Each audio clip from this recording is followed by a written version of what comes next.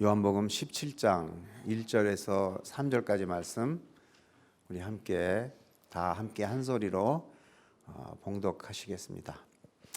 17장 1절 예수께서 이 말씀을 하시고 눈을 들어 하늘을 우러러 가라사대 아버지여 때가 이르렀사오니 아들을 영화롭게 하사 아들로 아버지를 영화롭게 하게 하옵소서. 아버지께서 아들에게 주신 모든 자에게 영생을 주게 하시려고 만민을 다스리는 권세를 아들에게 주셨음이로소이다.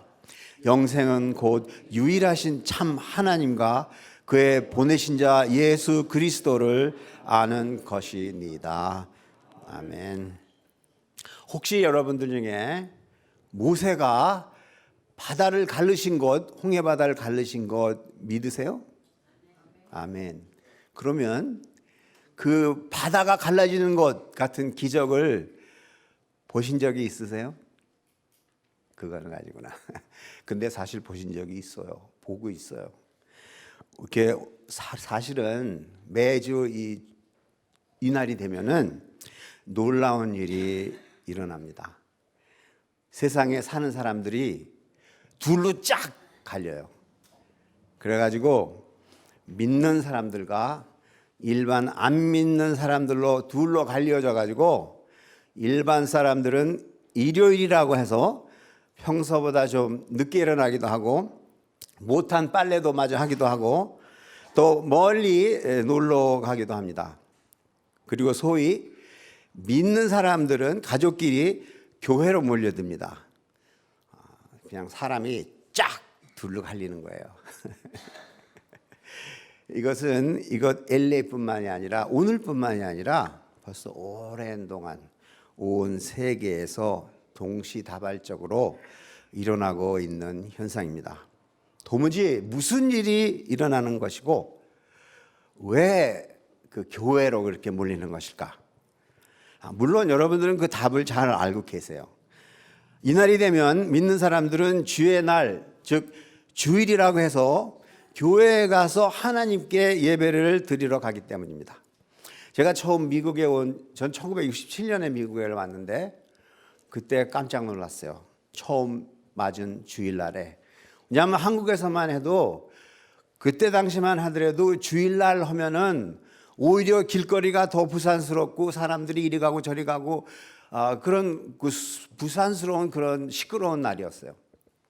근데 그러니까 일요일 하면은 이제 평일날 쭉 일을 하다가 조금 하지 못했던 일도 하느라고 또 더 붐볐고 또 장도 보러 가야 되고 가지 못했던 거 먼 곳에 놀러 가는 사람도 있고 그렇게 정말 부산스러웠습니다. 그런데 미국 제가 이제 처음 신시내티에 왔거든요. 그 신시내티에서 주일날 저를 데리고 온 그 가족분들이 미국 사람들인데 굉장히 열심히 교회를 다니던 분들이었어요. 그래가지고 주일날이 되니까 아침 맛있게 해먹고 베이컨도 굽고 소시지도 굽고 팬케이크도 만들고 토마토 주스 커피 이래가지고 잔뜩 먹고 옷도 샤워도 그냥 아침부터 일어나서 쫙쫙 하고 옷도 제일 좋은 옷 구기지 않은 옷을 입고 차를 타고 그 집에 차가 3대가 있었는데 제일 큰 차 임페리얼 크라이슬러 임페리얼 그 차를 타고 교회로 향했습니다. 그런데 그 가는 길이 얼마나 조용하고 가끔 가다가 여기저기서 교회 종소리가 교회 음악 소리가 이렇게 나오고 그랬는데 너무나 평화스러웠어요. 단지 이분은 음악을 하시는 분이 돼가지고 그 교회 종소리가 나기만 하면 귀를 이렇게 꽉 막으면서 out of tune, the bells out of tune 못 견디셨나 봐요. 근데 하여튼 그런 큰 아주 확실히 다른 그런 날로서 주일을 섬기고 있는 것을 보았습니다. 여러분은 어떠세요? 여러분은 지금 교회에 오셔서 하루 종일 주님만을 생각하면서 주의 날로 주님이 주시는 그 평안함을 마음껏 누리고 계십니까? 아멘. 아니면 지금 이렇게 앉아 계시지만 마음속으로는 내가 지금 일 끝나면 저기 가서 뭘 해야 되고 저 누굴 만나야 되고 이렇게 계산을 하시더라고 마음이 가득 차 계십니까? 오늘은 우리 변 목사님이 자리를 비우신 그 모처럼의 얻은 기회, 이런 날이 또 언제 오겠어요? 그 기존의 틀을 확실히 벗어나서 아주 원천적인 것부터 문제를 다뤄보기를 원합니다. 그래서 믿는 사람들이 왜 교회를 가야 하는가, 그리고 교회를 통해서 무엇을 하는 것인가, 요한복음 17장에 기록된 예수님의 기도를 통해서 깊이 생각해 보기를 원합니다. 그런데 이제 우선 먼저 알아야 할 것은, 첫째, 예수님은 메시아시면서 살아계신 하나님의 아들이신 것입니다. 우리가 잊기 쉬워요, 이 사실을. 근데 오늘 그 봉독한 예수님의 기도에서 예수님을 하나님을 아버지라고 부르시고 3절에 말씀하시기를 영생은 곧 유일하신 참 하나님과 그의 보내신 자 예수 그리스도를 아는 것이니이다 라고 말씀하셨어요. 참 하나님과 또 예수님을 아는 것, 이것이 영생이라고 그러셨어요. 그래서 왜 그럴까? 성경은 예수님에 대해서 어떻게 얘기하고 있을까? 이게 찾아보기를 원하지만 사실 그러자면은 몇십 분 가지고 할 수가 없어요. 성경 전체가 모두 예수님에 관한 것이기 때문에 다 찾아볼 수는 없고 이것저것 몇 것만 살펴보기로 하겠습니다. 그래서 우선 요한복음 1장 1절에서 3절까지 말씀 다들 잘 아시죠? 태초에 말씀이 계시니라. 이 말씀이 하나님과 함께 계셨으니 이 말씀은 곧 하나님이시니라. 이 말씀이 누구냐? 예수 그리스도에 대해서 얘기하는 것이죠. 그래서 예수 그리스도는 곧 하나님이시다라고 말씀하시고, 그가 태초에 하나님과 함께 계셨고 만물이 그로 말미암아 지은 바 되었으니 지은 것이 하나도 그가 없이는 된 것이 없느니라라고 말씀하셨습니다. 그래서 즉 예수님은 우리가 이렇게 알고 있는 그런 갈릴리 바닷가를 제자들과 함께 걸으시고 같이 먹고 마시며 많은 일을 하신 그런 예수님이시지만, 또한 우리가 잊어서는 안 될 중요한 사실은 예수님은 우리와 같은 사람이셨던과 동시에 하나님과 함께 이 세상을 창조하신 창조주 하나님이시다라는 사실인 것입니다. 그래서 10절에 그가 세상에 계셨으며 세상은 그로 말미암아 지은 바 되었으되, 그리고 이어서 14절에는 말씀이 육신이 되어 우리 가운데 거하심에 우리가 그의 영광을 보니 아버지의 독생자의 영광이요 은혜와 진리가 충만하더라 라고 기록되어 있습니다. 근데 여기서 저한테는 그래요. 더 놀라운 사실이 하나 있는데, 이 사실은 뭐냐면 이런 하나님께서 자신을 낮추시사 모진 십자가에 매달려 피 흘리시고 돌아가셨다, 이런 사실이에요. 이것은 예수님이 힘이 모자라서 어쩔 수 없어서 능력이 부족해서 사람들에게 붙잡히시고 변을 당하신 것이 아니에요. 빌립보서 2장 6절에서 보면은 그는 근본 하나님의 본체시나 하나님과 동등됨을 취할 것으로 여기지 아니하시고 오히려 자기를 비워 종의 형체를 가지사 사람들과 같이 되셨고 사람의 모양으로 나타나서 자기를 낮추시고 죽기까지 복종하셨으니 곧 십자가에서 죽으심이라, 이렇게 말씀하고 계십니다. 즉 스스로 자기 자신을 낮추시고 그런 변을 당하셨다는 얘기인데, 예수님을 체포하러 보내진 그 군사 중 말고의 귀를 베드로가 너 왜 그래 하고선 칼이 어디서 나오는지 모르겠어요. 자기 칼인지 뭐 누구 건지 하여튼 뽑아가지고 그 말고를 그냥 확 이렇게 쳤는데 다행히 미스해가지고 귀가 잘려버리고 말았어요. 그러니까 예수님이 그걸 보고 왜 그러느냐? 너는 내가 그 전에 한마디 또 중요한 말씀도 하셨죠. 뭐냐면 칼로 사는 자는 칼로 죽느니라. 그래서 그러고 말씀하시는 게, 너는 내가 내 아버지께 구하여 지금 12군단 더 되는 천사를 보내시게 할 수 없는 줄로 아느냐라고 베드로를 나무라셨어요. 뭐 예수님이 그 졸개들을 처치하시는데, 그 로마 병정들 처치하시는데 뭐 12군단의 천사들이 필요하다는 건 아니었어요. 천사 하나라도 충분히 인간들을 다 그렇게 로마 군단이라도 다 물리칠 수가 있습니다. 그리고 예수님 자신도 스스로 말씀 하나면은 그 모든 병정들과 그 군졸들을 한꺼번에 다 없애질 수도 있으셨어요. 그렇지만 예수님은 그것을 위해서 오신 분이시기 때문에 하나님의 뜻인 것을 아시기 때문에, 그래서 그가 십자가에 못 박혀 돌아가심으로 인해서 우리 모든 인류의 죄를 해결할 수 있는 유일한 방법인 것을 아시기 때문에, 그래서 하나님의 그 뜻에 순종하는 마음으로 기꺼이 그 십자가의 고통을 받으셨던 거예요. 저는 한때 이렇게도 생각했어요. 뭐 하나님이신데 그 정도 고통 또 자기 마취를 해가지고 그 아프지 않을 수도 있지 않았겠느나, 이렇게 엉뚱한 생각을 한 적도 있는데 그건 그렇지가 않아요. 왜냐하면 성경에 분명히 적혀 있는 것은 그가 마지막 숨을 거두시기 전에 분명히 비명을 지르셨어요. 엘리 엘리 라마 사박다니, 아버지여 아버지여 내 아버지여 내 아버지여 왜 나를 버리셨나이까. 얼마나 고통스러웠으면 그런 비명을 지르시고 돌아가셨겠어요. 이것이 바로 많은 사람들이 일요일을 주일날이라고 하고 함께 예배당에 모여서 예배를 드리고 기뻐하며 경배드리는 이유가 되는 것입니다. 십자가를 지신 것이 무엇이 그렇게 좋다고 경배하고 기뻐하는 것이냐, 이렇게 물으실지 모르지만 거기서 더 계속해서 말씀을 드리자면, 예수님은 우리 죄를 갚으신 후 무덤에 머물지 않으시고 사흘 만에 다시 부활하셨기 때문에 그래요. 부활하셨다 하는 것은 우리의 죄가 씻겼다는 것의 증거요, 우리가 이제는 죄인이 아니라 의인으로서 하나님의 자녀로서 하나님이 내 안에서 내가 하나님 안에 하나님과 함께 교제할 수 있게 되었다는 것을 의미하기 때문입니다.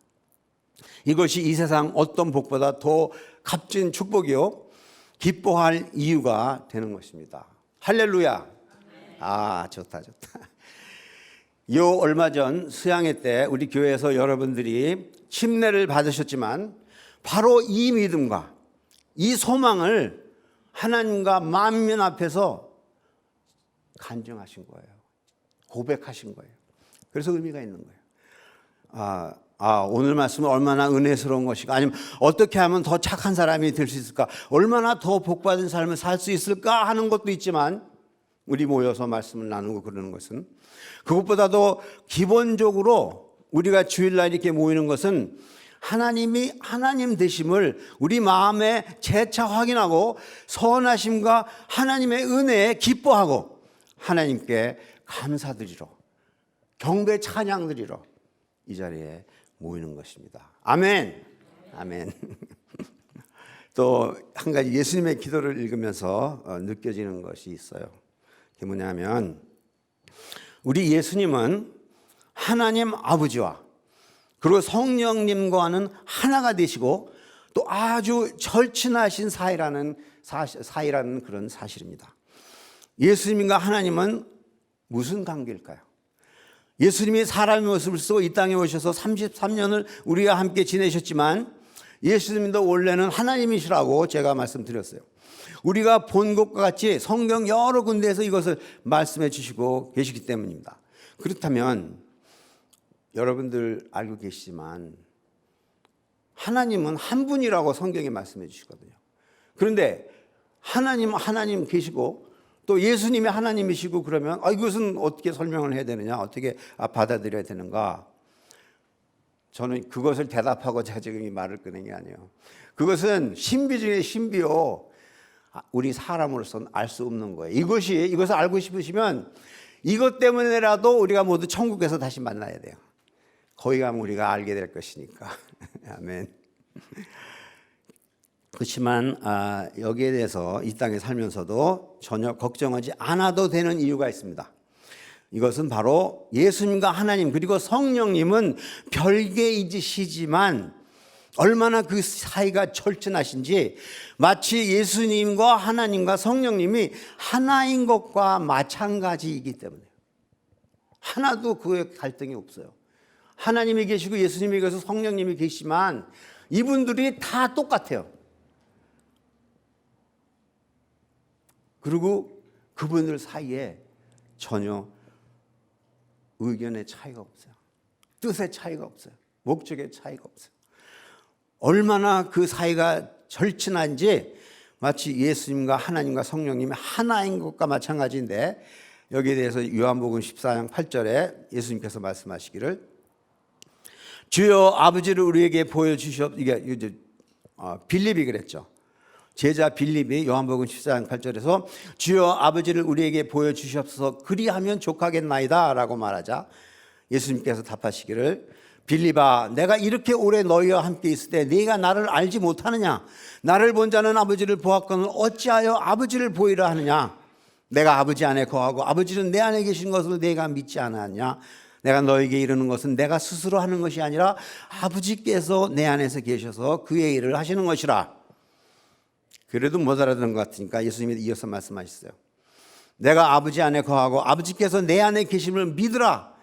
그렇지 못하겠거든 행하는 그 일로 말미암아 나를 믿으라 라고 말씀하셨습니다. 예수님하고 하나님 아버지하고는 어떤 관계라고요? 예수님을 본 것이 곧 하나님을 본 것이요 예수님이 하나님 안에 하나님이 예수님 안에 거하시고 그래도 못 알아듣겠거든 내가 하는 일을 보라. 이것이 하나님이 하시는 일과 바로 똑같지 아니하느냐 이렇게 말씀해 주시는 것입니다. 오늘 읽은 예수님의 기도에서 찾아보면 4절에 아버지께서 내게 하라고 주신 일을 내가 이루어 아버지를 이 세상에서 영화롭게 하였고, 이어서 창시전에 예수님이 아버지 하나님과 함께 하셨고 그 같은 영화로서 지금도 함께 영화를 해 주십사라고 기도하셨어요. 예수님과 하나님은 서로 창세전부터 지금까지 영화를 같이 나누는 그런 떼어놓을래야 떼어놓을 수 없는 절친한 사이인 것입니다. 그리고 예수님이 이 땅에서 하신 모든 사역도 뭐라고 그러셨어요? 그 대상마저도 하나님 아버지께서 예수님에게 맡겨주신 그런 자들이었고 예수님은 그들에게 자신의 말씀이 아니라 하나님 아버지의 말씀을 가르쳐 주신 거예요. 그래서 그들은 이것을 받고 내가 아버지께로 온 줄을 참으로 아오며 아버지께서 나를 보내준 줄로 믿었사옵나이다 이렇게 말씀하셨어요. 어떠세요? 아직도 삼위일체 하나님에 대해서 미급한 점이 있으세요? 예수님하고 하나님 아버지하고는 관계는 가히 삼위일체 하나님이라고 얘기해도 되는 것입니다. 그것이 어떻게 해서 그렇게 가능한가는 몰라도 돼요. 그건 우리 천국에 가서 알게 돼요.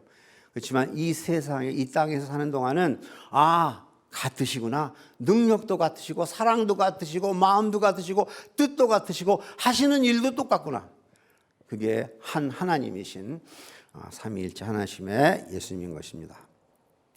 그래서 이 많은 목사님들이 예수님, 하나님 그리고 성령님의 관계를 여러 가지 비유로 표현하시는데 그 비유로들로 말하고자 하는 아주 중요한 포인트는 어떤 비유로서 설명을 해 주시더라도 비록 구별된 별개의 개체이긴 하지만 하나님과 아들 예수님 사이의 관계는 격의 차이나 능력의 차이나 의견의 차이도 있을 수 없는 모든 것에서 일치하는 그런 아주 절친한 그리고 모든 면에서 서로 통하는 아주 가깝고 하나와 같은 그런 관계라는 점인 것입니다.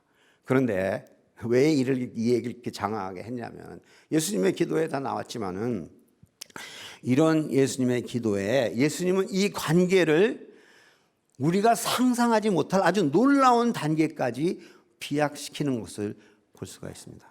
그것이 무엇일까요? 그 비약한 점은 뭐냐면 예수님은 그 친밀하고 끈적끈적한 아버지와의 관계를 우리 모두의 관계로 연장을 시켜주고 연장시켜 주십사 하고 아버지께 기도를 드리고 있는 거예요. 17장 21절 아버지여 아버지께서 내 안에 내가 아버지 안에 있는 것 같이 그들도 다 하나가 되어 우리 안에 있게 하사. 우리 안이 누구예요? 예수님과 하나님으로도 읽어도 될 것 같아요. 그래서 이어서 22절에 뭐라고 말씀하시냐 하면은 내게 주신 영광을 내가 그들에게 주었사오니 이는 우리가 하나가 된 것 같이 그들도 하나가 되게 하려 함이니이다. 23절에 곧 내가 그들 안에 있고 아버지께서 내 안에 계시어 그들로 온전함을 이루어 하나가 되게 하려 함은 아버지께서 나를 보내신 것과 또 나를 사랑하신 같이 그들도 사랑하신 것을 세상으로 알게 하려 함이로소이다. 아멘. 우리 모두가 하나가 되는 것, 하나님의 사랑 안에서 마치 성삼위 일체가 하나가 된 것 같이 우리 모두가 한 믿음의 한 사랑의 식구가 되는 것, 이것이 바로 예수님과 하나님과 성령님이 우리에게서 이루고자 하시는 최종 목표라고 말씀해 주시는 것입니다. 근데 여기서 더 놀라운 것이 있어요. 예수님의 세계에 들어가면 놀라고 놀랄 수밖에 없는데 여기서 또 한 단계 더 가는 거예요. 예수님께서 기도하시기를 아버지와 나와 태초부터 같이 영광을 나눈 이런 사이가 마치 하나님께서 말씀해 주셔서 가서 말씀을 전한 이들에게도 같이 있게 하사까지 말씀하셨는데 거기서 또 한 단계 더 나가지고 우리가 들어가는 거예요. 거기에. 그게 뭐냐면 하나님 됨은 우리뿐만이 아니라 우리 후세에 우리를 통해서 전도받을 모든 사람을 포함하여 주시옵소서 이렇게 기도를 한 거예요.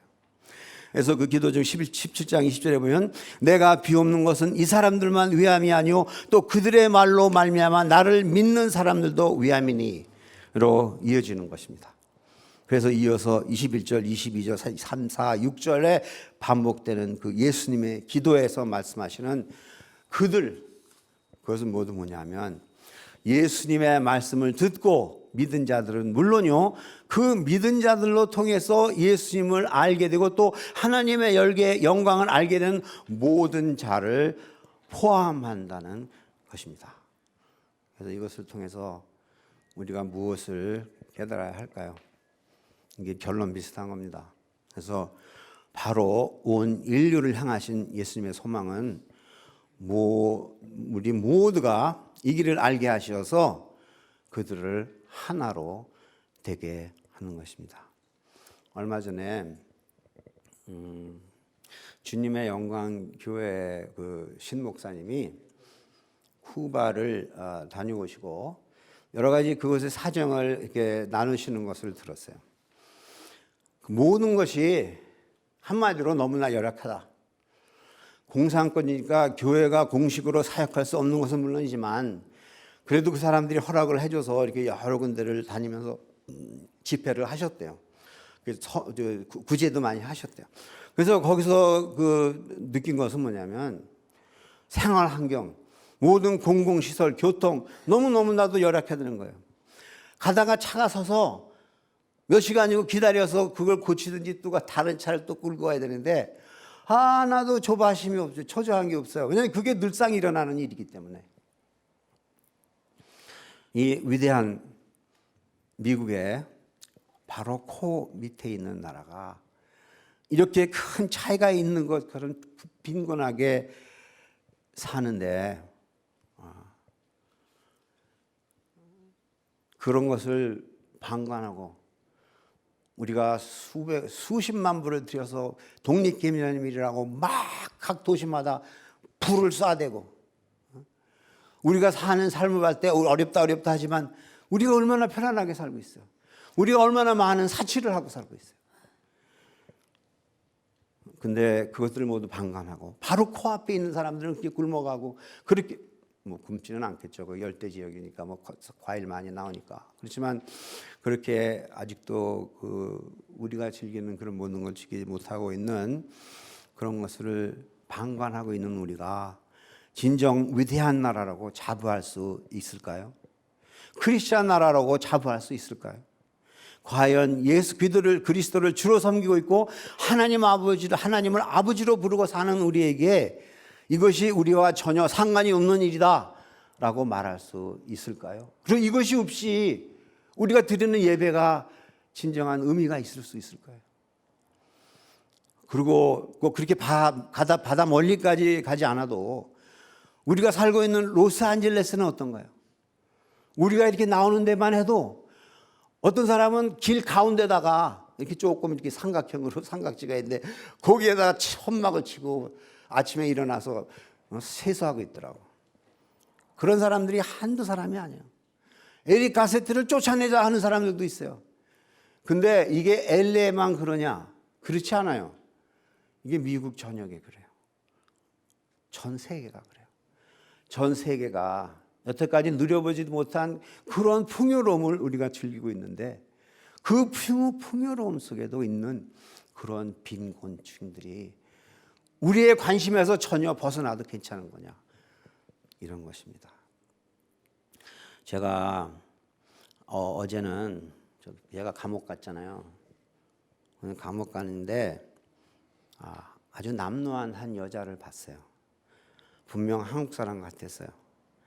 맞지도 않는 신발을 신고 끌고 목욕탕은 근처에도 못 가본 것 같은 그런 더러운 모습으로, 창문은 닫고 있었지만 냄새가 제 차 안에까지 올 것 같은 그런 남루한 모습, 더러운 모습으로 주머니를 하나 들고 여기저기 기웃기웃하면서 가고 있더라고요. 빈병 찾으려고, 빈병 모으려고.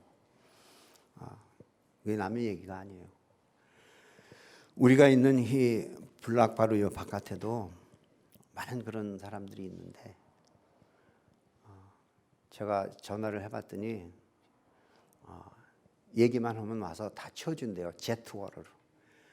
근데 그 웨이팅 리스트가 하도 길어가지고 한 30분 동안 전화 들고 있었는데도 안 돼서 그냥 다음에 걸지 그러고 끊고 아직 걸지 못하고 있어요. 그런데 이런데 우리 요 한블락에 교회가 넷이 있는 거 아셨어요? 기쁨의 교회, 참 기쁘죠. 시원의 교회, 무슨 성교교회, 그리고 새소망교회가 자리 잡고 있습니다. 제가 우리 교회를 굉장히 감사하고 있는데, 뭐냐면 제가 여기 다시 돌아왔을 때 병을 얻어가지고 아주 아프고 초췌했었어요. 그런데 2년 넘게 여기 같이 생활을 하면서 많은 분들이 관심을 보여주시고 또 기쁜 마음으로 받아주셔서 많이 회복할 수가 있었습니다. 그리고 제가 여기 2년 넘게 지내면서 우리 교회분들 중에 너무나 정말 열심히 희생적으로 교회를 섬기시고 서로 또 섬기시는 모습을 볼 수 있었어요. 그렇지만 또 한편 우리 이런 교회 안에서도 아직 더 많은 케어와 보살핌을 필요로 하는 분들이 있다는 사실이에요. 그 믿음 생활이란 주일 하루 예배를 보는 것으로 끝이 나는 것이 아니에요. 열심히 섬기던 분들이 이제 많이 지치셨는지 새벽기도, 다정한 아침 식사도 부담으로 느껴지고 있다고 해요. 모처럼 부엌이 있는 곳으로 이사를 와서 많이 기대를 했었는데 실제 형편은 그렇지 못한 게 많이 있다고 그래요. 아무리 열성을 가지고 섬기는 사람들이 있었어도 몇몇 사람들만 하니까 힘도 들으셨지 않았을까, 이런 생각도 들어요.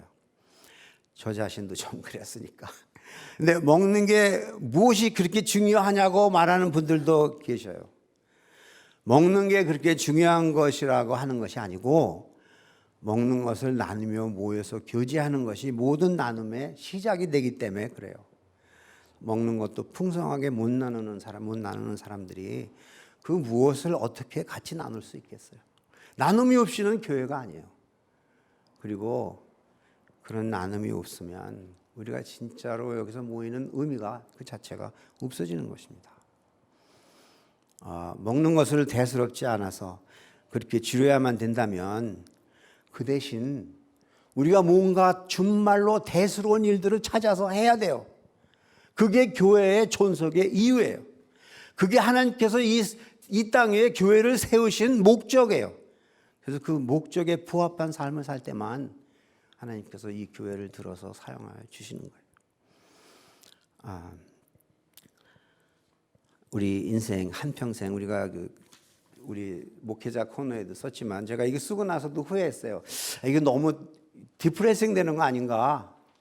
그렇지만 여러분들이 제가 목사님한테 다시 쓸게요 하고 전화를 하다가 전화를 왔어요. 지금 바쁘신데 내가 방해하기도 싫고, 그리고 이것은 바로 우리가 꼭 깨달아야 될 일이기 때문에 한평생이 길어 보이지만 전혀 그렇지가 않아요.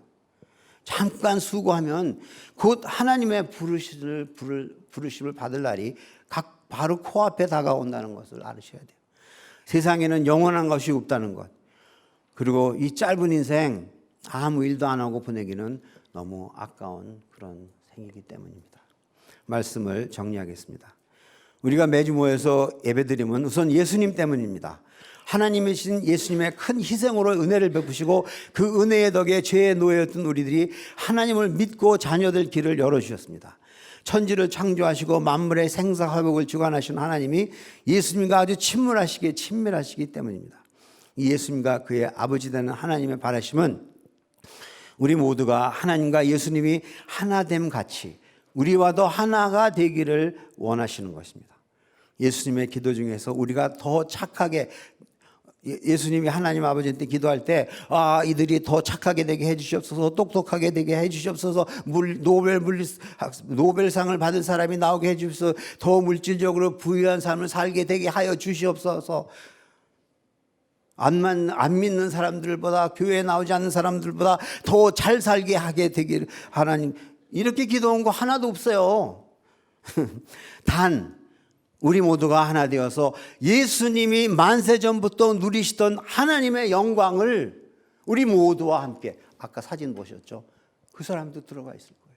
하나님의 바람 함께 누리게 해달라, 이런 기도였던 것입니다.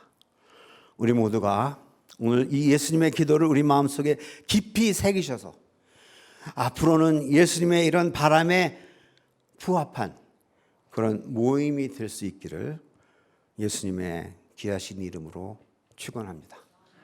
기도하겠습니다. 감사합니다. 하나님 아버지, 우리 예수님의 그 기도에서 볼 수 있었듯이 우리 예수님이 어떤 분이신지, 그리고 예수님의 소원이 무엇인지 우리 분명히 알았습니다. 우리는 서로 멸시하고 서로 등급을 매기고 우리 서로를 아끼고 노력을 아끼고 꾀를 부리고 하지만은 우리가 하나님께서 우리에게 이 복을 주시려고 당하신 그 모든 것을 생각할 때 우리가 좀 더 분발하고 좀 더 하나님에 매달려서 우리가 서로를 세울 수 있는, 힘을 줄 수 있는 그런 우리 모두가 되게 하여 주시옵소서. 그래서 이 새소망교회 모임이 그냥 여느 그런 모임이 아니라 정말 이 속에서 주님의 영광이 나타나고 하나님의 영광이 나타나고 그 영광을 우리 모두가 함께 나눌 수 있는 그런 자리가 되게 하여 주시옵소서. 감사드립니다. 예수 그리스도의 귀하신 이름으로 기도했습니다.